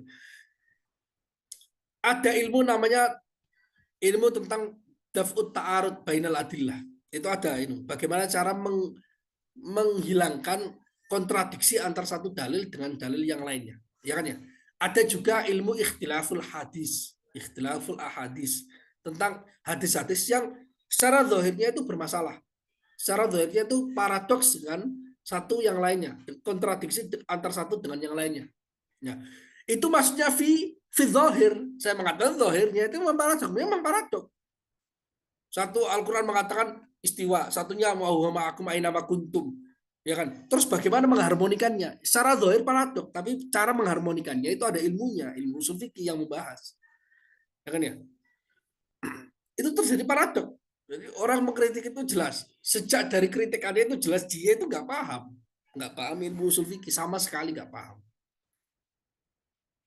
Kalau kita menyebutnya dia bodoh pun boleh, secara syar'i itu boleh. Karena emang nggak tahu kan, orang kayak gitu kan nggak tahu. Kita sebutnya bodoh. Ini bodoh itu bukan sifat ofensif ya. Sifat yang menunjukkan wasfuhu bil waqi', menyifati dia secara kenyataan dia yang terjadi pada dia itu seperti itu. Bukan menghina sama sekali, nggak menghina. Faktanya demikian. Tadi hanya menyebutkan zikru sifatihi al-waqi'ah, menyebutkan sifat yang faktual pada diri dia. Zikru sifatihi al-fi'liyah, menyebutkan sifat yang aktual pada diri dia. Itu bukan hinaan. Bukan syatem, bukan penghinaan.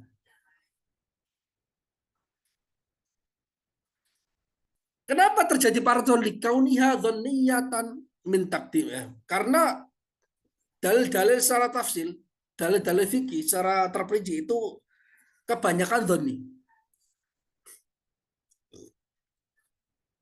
Nah, tata cara berargumentasi dengan dalil-dalil fikih tadi diantaranya adalah min taqdimil khos al-am. Ketika ada lafaz khos, kemudian ketemu sama am, didahulukan khos. Mendahulukan yang khos, yang spesifik dibandingkan yang general. Wal muqayyad alal mutlak, mendahulukan yang terikat ada koidnya dengan yang mutlak tidak ada koidnya. Itu ada caranya, nggak semuanya diantem kromo, tiba-tiba ini dalilnya seperti ini, nggak dilihat apakah ada muqayyidnya, apakah ini lafadznya mujmal, ada bayannya enggak, apakah ini umum, apakah ada yang khusus.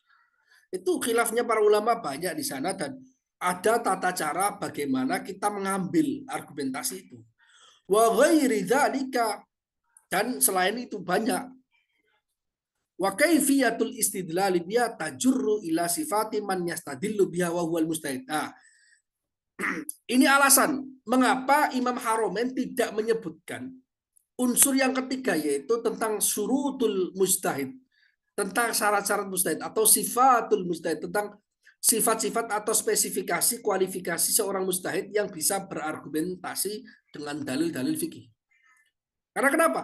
Karena dengan cara mengetahui wa kaifiyatul istidlal biha dan tata cara berargumentasi dengan dalil fikih, itu tajurru, menarik pembahasan ila sifatin man yastadillu biha, menarik pembahasan kepada pengetahuan tentang sifat-sifat atau syarat-syarat orang yang bisa berargumentasi dengan dalil-dalil fikih, dengan dalil-dalil fikih. Wahwal mustahid, yaitu mustahid. Fahadi thalatha hiyal fannu al musamma bi usul fikih tawakkufil fikih alaihi.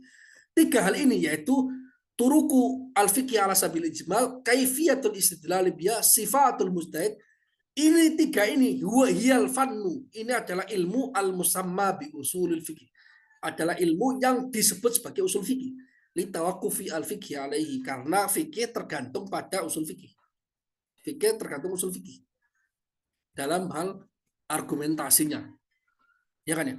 Makanya itu para ulama kecenderungannya ketika mendefinisikan usul fikih ada kalanya menyebutkan tiga unsur sekaligus, sebagaimana yang disebutkan di dalam kitab Minhajul Usul. Ada kalanya cuma dua, misalnya di dalam kitab Warqat ini, turukuhu ala sabil ijma wa kaifiyatul istidlal biha. Karena kaifiyatul istidlal biha itu tajurru ila sifati man yastadillu biha, menunjukkan pada pembahasan. Otomatis ketika sudah ada bahasan bagaimana cara mengharmonikan antar dalil, itu berarti pasti ada bahasan tentang kualifikasi apa orang yang mampu mengharmonikan antar dalil, karena itu susah, karena itu berat. Maka tiga ini unsur. Maka itu menyebutkan tiga sekaligus itu boleh. Menyebutkan dua saja itu juga boleh di dalam definisi usul fikih. Namun menyebutkan satu saja seperti yang dilakukan oleh Imam Tajuddin Subki itu bermasalah menurut para ulama. Bermasalah menurut para ulama. Jelas ya?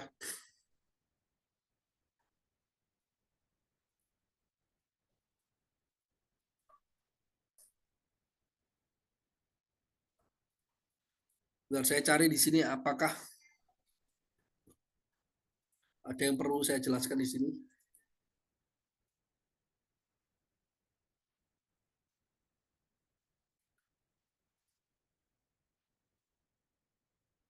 Nah, ini kan dijelaskan di dalam hasilnya. Wa kaifatu hadza jawabun i'tira wa hadza jawabu i'tiradin taqdiruhu anna min jumlati usul fikih sifatul mustahid. Kalimat Imam Mahali itu yang kata wa kaifiyatul istidlal biha tajur ila sifati man yastadilu biha. Itu kalimatnya itu ingin sebenarnya jawaban dari kritikan terhadap Imam Haromen. Mengapa yang disebutkan di dalam usul fikih itu hanya dua unsur kok enggak tiga? Wal musannif tarakaha fi hadzal hasr wa qasaraha ala turuq fikih ala sabil ijmal wa kaifiyatil istidlal biha. Musannif yaitu Imam Haromen meninggalkan pembahasan sifat mustahid di dalam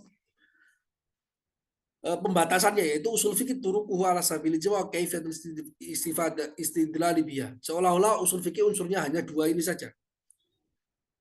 Maka disebutkan alasannya karena tajurru,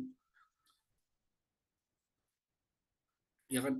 Wahasilul jawab, jadi yang dilakukan oleh Imam Mahali adalah annahu innama tarakaha li anna kaifiyatal istidlali tajurru ila sifati man yastadillu biha wa huwal mustahid. Kenapa ditinggalkan oleh Imam Haromen? Mimbabil ittifaq. Karena ketika sudah menjelaskan, menyebutkan definisinya usul fikih yaitu tentang tata cara berargumentasi dengan dalil fikih, maka itu otomatis menarik kepada pembahasan siapa yang berhak melakukan argumentasi itu, syarat-syaratnya yaitu mustahid. Faktafa bidzikri kaifiyatil istidlali an dzikri sifatil mujtahid. Maka mencukupkan diri, Imam Haromen mencukupkan diri dengan menyebutkan tata cara berargumentasi, mencukupkan diri dari menyebutkan sifat-sifat mustahid, tidak perlu menyebutkan sifat mustahid secara langsung. Para ulama ada yang menyebutkannya secara langsung, ada yang tidak. Ya kan? Nah, kenapa Kata-katanya Imam Mahalli mengatakan wasifatul wa kaifiyatul istidlal biha tajurru ila sifati man yastadillu biha. Tata cara berargumentasi dari dalil-dalil fikih itu menarik kepada pembahasan tentang syarat-syarat mustahil. Alasannya mengapa? Ini dijelaskan dalam Hasyiah. Saya senang menerangkan kitab syarah dan matan itu dari Hasyiah itu senang karena itu juga melatih orang-orang supaya bisa paham Hasyiah. Jadi memang target saya di dalam daurah-daurah saya itu memahamkan kawan-kawan yang memiliki potensi untuk bisa memahami Hasyiah, untuk bisa mendalam di dalam pemahaman terhadap sebuah teksnya. Demikian. Dan itu mungkin tidak akan kawan-kawan temukan ketika belajar di pesantren yang mungkin kejar tayang ya. Utawi-utawi terus itu mungkin pembahasan di kelas-kelas privat ya. Tapi kalau metodologi di Al-Azhar enggak, ini diterangkan karena emang sedang kuliah. Jadi diterangkan bagaimana cara memahami teks itu dengan benar, dengan baik dan mendalam. Karena levelnya di kuliah. Makanya saya angkat ini di dalam daurah ini, saya angkat levelnya sedikit demi sedikit supaya bisa ke level kuliah dengan standar internasional, bukan dengan standar kuliah yang tidak internasional, tapi dengan standar internasional keilmuan Islam seperti ini, memahami secara mendalam dan mendetail. Mengapa? Kita balik. Mengapa Imam Mahalli mengatakan bahwasanya pembahasan tentang istidlal dalil fikih itu menarik kepada pembahasan syarat-syarat mustahid, sifat-sifat mustahid, karena lizuhuri, karena tampak sekali annakulla ahadin layak biru alal istidlal biha. Karena sudah tampak, sudah jelas, setiap orang tidak mampu mengambil argumentasi dengan dalil fikih. Nggak mampu. Nggak seperti yang digambarkan oleh orang Wahabi ini. Orang Wahabi misalnya Syekh Albani. Nggak seperti yang digambarkan oleh Syekh Albani yang mengatakan bahwasanya sekarang tidak perlu taklid lagi. Karena apa? Karena semua kitab-kitab dalil, hadis, Quran sudah dicetak. Tinggal membaca. Padahal para ulama itu sepakat adanya tawafuru kutubil hadisi wa tafsiri la yusayyiru al-insan mujtahidan. Memiliki kitab-kitab hadis dan kitab-kitab tafsir itu tidak membuat seseorang jadi mujtahid. Kalau gitu mustahidnya banyak sekali, orang tinggal membeli bisa. Tapi yang dijadikan persoalan paham atau tidak, bisa menganalisa atau tidak, karena kebanyakan fikih itu adalah bukan dari zahir-zahirnya dalil, tapi kebanyakan yang dianggap sebagai fikih. Fikih itu bisa muncul dari dalil-dalil yang khafi, mengambil dari sudut pandang. Kata Imam Taqiyuddin Ibnu Daqiq dalam kitab Al-Ihkam, atau dari kitab Sarah Iqmal kalau nggak salah. Itu mengatakan bahwasanya misalnya dalam hadis yang populer sekali tentang air laut, huwa tahuru ma'uhu al-hillu maitatuh. Nabi SAW mengatakan bahwasanya air laut itu adalah suci mensucikan airnya, wal hillu huwa tahuru ma'uhu al-hillu maitatuh, dan halal bangkainya. Beliau mengatakan hadis ini dijadikan argumentasi tentang kehalalan bangkai di laut. Itu terlalu jelas. Ya memang itu benar. Tapi itu qalilul faidah. Sedikit faedahnya. Kalau itu saja. Karena setiap orang tahu itu kan mantuk dari hadis. Mantuknya dari hadis. Yang dibahas, yang menjadikan orang itu dianggap sebagai ahli fikih itu, apalagi mujtahid, itu bisa mengambil kesimpulan dari hadis ini untuk mengambil kesimpulan-kesimpulan yang lain yang detail, mendalam, yang sebenarnya juga dikandung dalam hadis, karena setiap hadis itu mengandung jawami al-kalim. Nabi SAW diberikan mukjizat, setiap kalamnya itu jawami al-kalim, kalimat singkat kandungan banyak makna, yang bisa menangkap hanya makna-makna zahir, mana-mana mantuk. Itu ya mukallid biasa, itu nggak menjadikan seseorang jadi mujtahid. Namun yang menjadikan dia menjadi mujtahid adalah memahami bitorikil mafhum, memahami isyarat yang ada di dalam hadis ini bagaimana. Sehingga dikatakan Imam Ibnu Daqiq, kalau hanya memahami tentang kehalalan bangkai di laut dengan dalil ya gampang sekali, itu bukan sosok faqih, bukan sosok orang ahli fikih, tapi maksudnya mujtahid, tapi makna yang terdalam ini yang perlu digali. Ya kan ya? Karena itu tidak setiap orang itu mampu menggunakan argumentasi fikih. Ada riwayat yang sering saya kutip, misalnya gini, karena nggak semua mampu.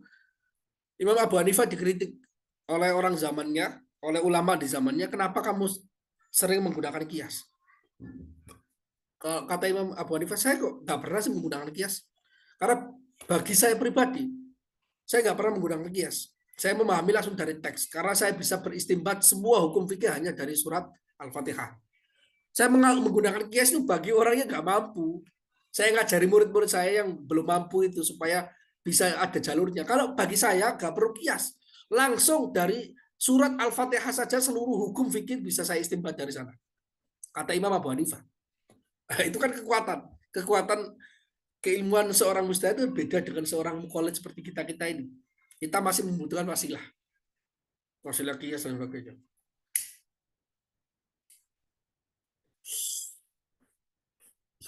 Nah, karena jelas sekali setiap orang tidak mampu berargumentasi dengan dalil, fala yaqdiru ala istidlal biya illa man kana muttasifan bi sifatil istihad. Maka tidak mampu berargumentasi dengan dalil-dalil fikih kecuali orang yang memiliki sifat-sifat mustahid. Fahtija ila ja'lil qawaid dalla ala sifatil mustahid min jumlati abwabi usul fikih. Maka dibutuhkan menjadikan kaidah-kaidah yang menunjukkan syarat-syarat mustahid itu termasuk bagian dari bab usul fikih. Karena usul fikih dijadikan ilmu untuk membantu para fakih argumentasi dan membantu para fakih untuk menemukan syarat-syarat apa saja yang perlu dimiliki oleh seorang fakih untuk bisa menjadi mujtahid.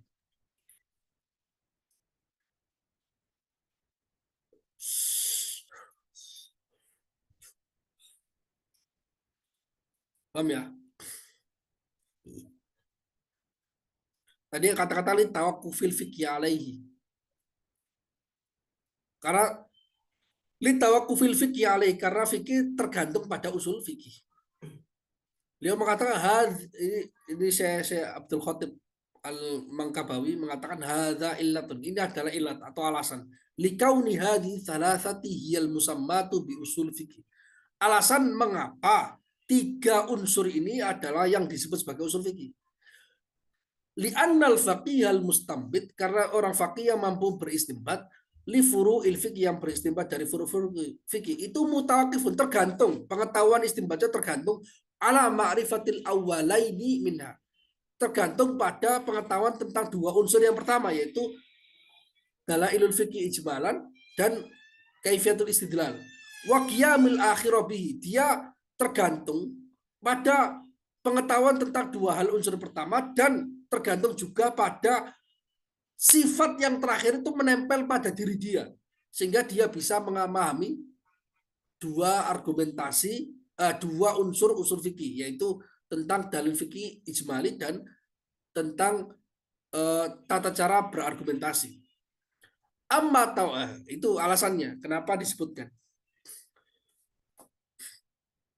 Maksud dari tawakkul fikih alaih itu maksudnya demikian.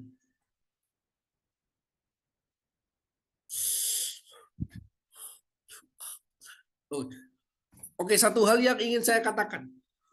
Bagaimana cara menggunakan kaidah usul fikih untuk dijadikan argumentasi fikih? Kan tadi mengatakan bahwasanya kaidah usul fikih itu digunakan, dimanfaatkan oleh orang ahli fikih untuk berargumentasi. Terus bagaimana tata cara menggunakannya? Oh, tata caranya kalau dibentuk dalam sakel kias, itu tata caranya adalah kaidah usul fikih dijadikan muqaddimah kubro. Dijadikan muqaddimah kubro. Muqaddimah sughronya itu diambil dari ilmu nahwu, ilmu shorof, ilmu yang lain. Misalnya contohnya gini. Wa aqimus shalah. Jadi muqaddimah sughro, wa aqimus shalah amrun. Muqaddimah sughronya. Bentuk sigot aqimus shalah itu perintah. Terus kaidah usul fikihnya yaitu di muqaddimah kubro, wa kullu amrin yadullu 'alal wujubi illa ma dalla dalilu 'ala khilafi. Setiap perintah itu menunjukkan kewajiban.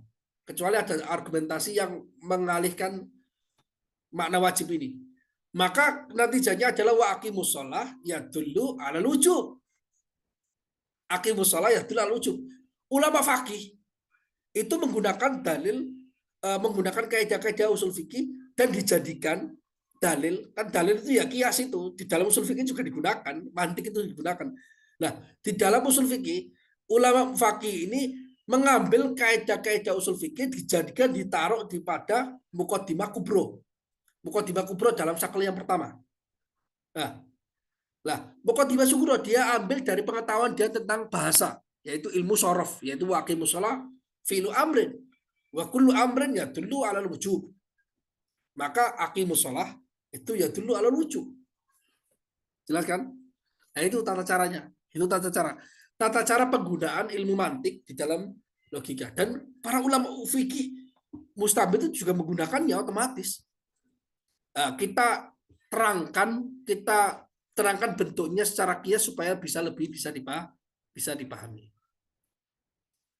Oke, mungkin itu saja yang bisa saya terangkan. Ada pertanyaan nggak? Silakan, kalau ada pertanyaan kawan-kawan, silakan.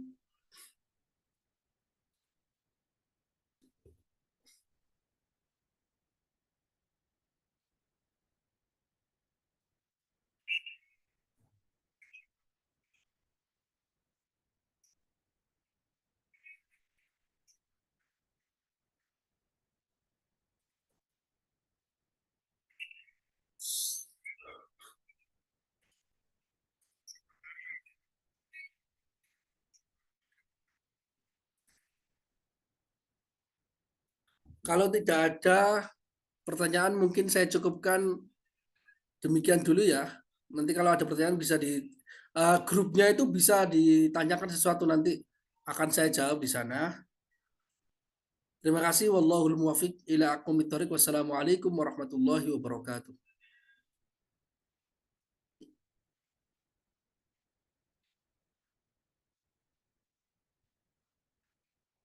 Oke, sama-sama.